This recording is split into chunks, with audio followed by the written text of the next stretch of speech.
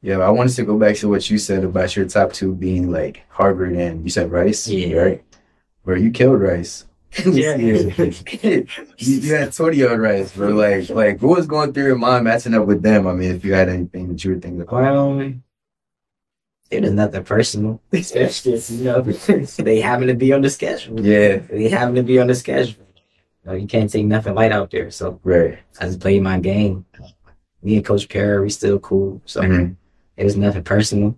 Yeah. I almost went to Rice State. It was my second choice. Right. It was just like, damn, I got to play Rice. Like, yeah. All right, you killed me. Yeah. Talk about like the competitiveness in the Ivy, because I feel like people don't understand like how it's developed over the past couple of years, like the types of players that get it. Yeah, the Ivy League, I mean, it's no joke. A lot of people probably just think it's a whole bunch of nerds out there. Nah, I mean, got some ballers too. Yale had a stack mob. Vez, you play on the high major level. Danny Wolf, Fortinis, had another forward over there. Both of them could shoot the lights out. Matt Nolan's at USC now. Yeah. So obviously Yale had a good team. Princeton, you know about Xavien. He a killer. Caden Pierce, a lot of people might not know about him. He was actually the player of the year in our conference from that year. So I tell you about Princeton. They had Matalonko too at Notre Dame now. Every team, Keno Lilly at Brown, killer. Yeah. Cornell had a really good team. They almost beat Ohio State. Chris Manning didn't even play that game. So Ivy League, I mean, it got hoopers. Got a lot of hoopers, and I feel like it's an underrated conference for sure. For sure. I mean, honestly, last year, if Princeton don't lose to St. Joe's and lose to Brown, they got a chance to get an automatic bid. So that was almost a 2-bid league. If Princeton goes undefeated, they're that non-conference schedule. So a lot of people think it should be like, if teams like perform how they did last year in the non-conference. Like, I mean, even with you guys did lose to Boston College, but that's a close game. Yeah. Like, that was a tough game for us too. That was off of back-to-back. I mean, you can't make no excuses or nothing, but in college, you don't see too many teams coming off back-to-backs. That was off of back-to-back. Game overtime against UMass. Yeah. I mean, I feel like we could have beat Boston College, but that just tells you how good the league is for. Yeah. Use all your energy. Mass, bro. I ain't you. 32. Nah. I didn't. I ain't gonna say I did it. I played hard out, but like I still had some gas in the tank for the next night. Yeah. Yeah. Calm. What you do against Boston?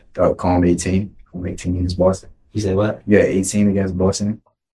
I mean, that game was a different kind of feel. I mean, I ain't gonna say I wasn't trying to score, but I had to facilitate more that game. Yeah. Just reading the defense. Right.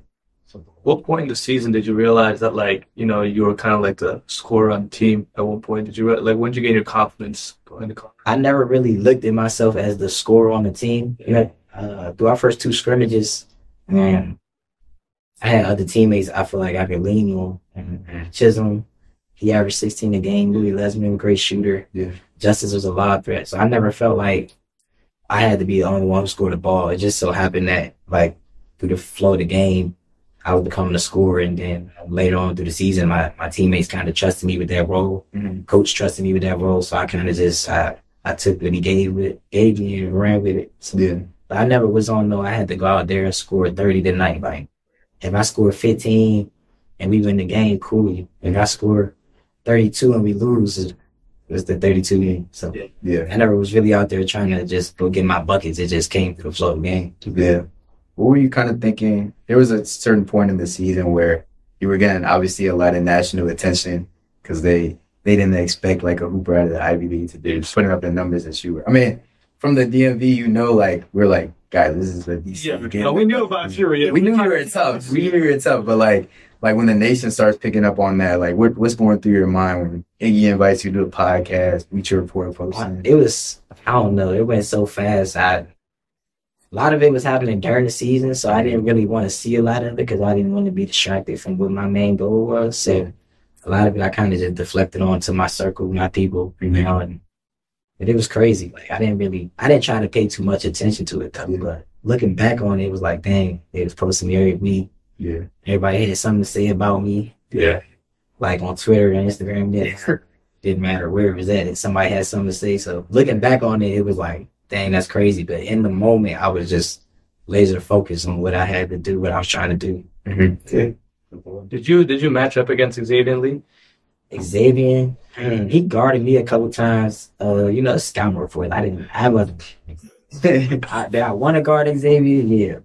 Then was I guarding Xavier? You know, Preston do a great job with their scout. Yeah.